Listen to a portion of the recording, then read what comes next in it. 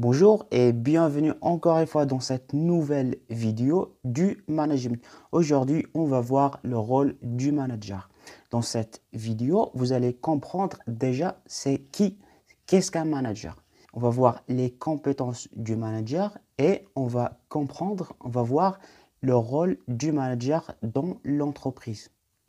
Alors déjà, on va faire la distinction entre manager et employé. Donc un manager, c'est lui qui dirige les activités des employés et il est en responsabilité de leurs résultats. Par contre, les employés, ce sont des opérationnels qui exécutent et qui ont peu de responsabilités.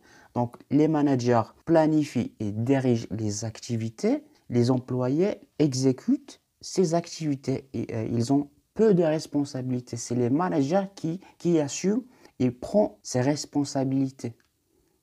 Donc, un manager a pour but d'orienter les ressources humaines vers une finalité commune, qui est d'atteindre les objectifs fixés par l'entreprise.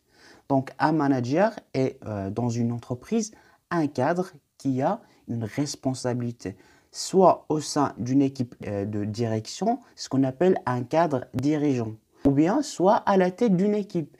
Ça veut dire, ça peut être chef de département, chef de service, ou bien tout simplement un chef d'équipe. Et le manager doit y avoir beaucoup de compétences parce que c'est lui qui gère un certain nombre d'activités. Donc, il doit y avoir un certain nombre de compétences qui lui permet de bien gérer ses activités. Donc, parmi les compétences les plus importantes à avoir, donc on a 4 grandes compétences. Donc, on a les compétences d'organisation, compétences d'autorité, de communication et une compétence relationnelle. Donc, pour la compétence d'organisation, cette compétence est très importante parce que c'est le manager qui gère son équipe pour atteindre les objectifs fixés. Donc, il est très important que le manager soit organisé.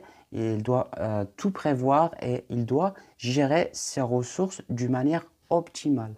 Deuxième type de compétence, c'est la compétence de la communication. Donc, le manager doit avoir cette compétence qui lui permet de transmettre le message de la direction à ses employés. Donc, le manager joue le rôle d'intermédiaire entre la direction de l'entreprise et ses employés. Donc, c'est le manager qui communique les objectifs de l'entreprise.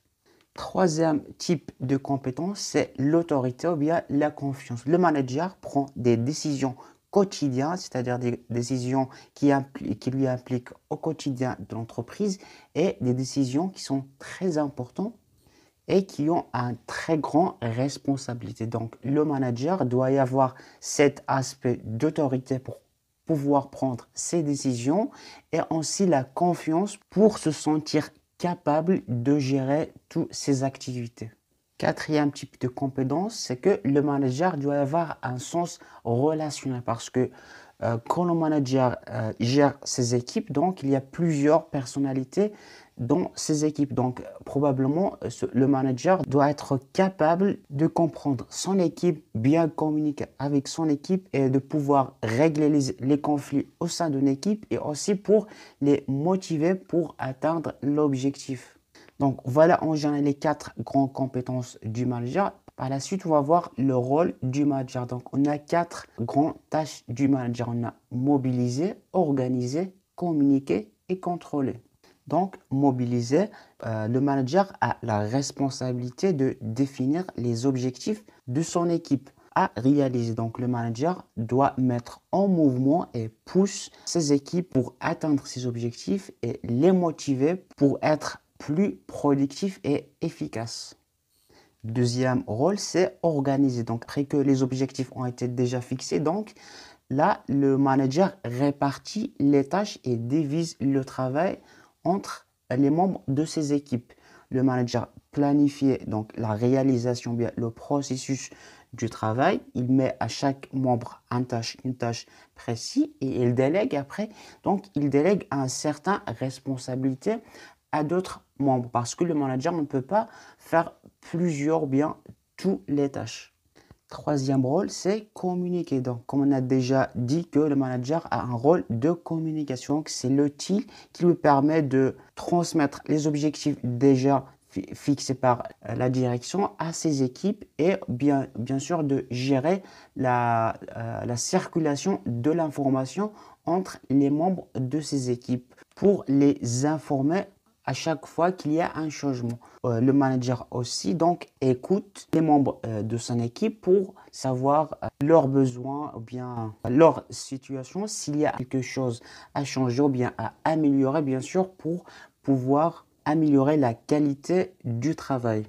Quatrième rôle, c'est le rôle de contrôler. Donc, le manager, donc, à chaque fois, bien à chaque fin d'une période donnée, donc, il y a ce qu'on appelle un contrôle, tout simplement pour savoir l'état d'avancement, pour comparer les résultats obtenus dans une période donnée avec une autre période précédente.